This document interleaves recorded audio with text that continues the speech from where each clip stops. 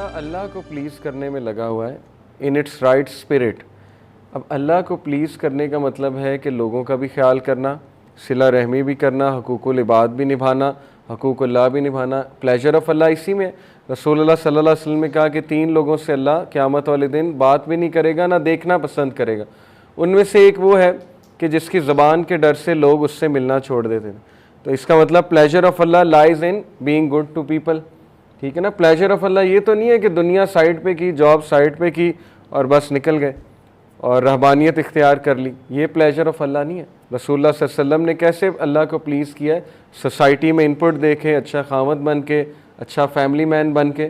تو اس لیے جو بندہ فوکس اکیگائی کی جگہ میں یہ کہتا ہوں کہ پلیجر آف اللہ ہونا چاہیے, کہ جو بندہ پلیجر آف اللہ کو فوکس کرتا ہے اس کی ساری چیزیں ٹھیک ہیں, کیونکہ ٹائم کا کنٹرولر اللہ ہے.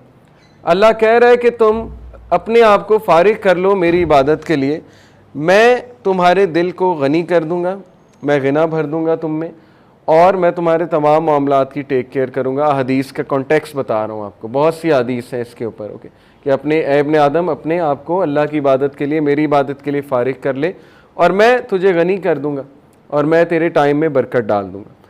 تو کتنا امپاورنگ کانسیپٹ ہے اگر آپ سمجھیں. جو پرپز اسلام نے دیا, نیک بنو اور اللہ تعالیٰ کے پلیجر کو چیز کرو.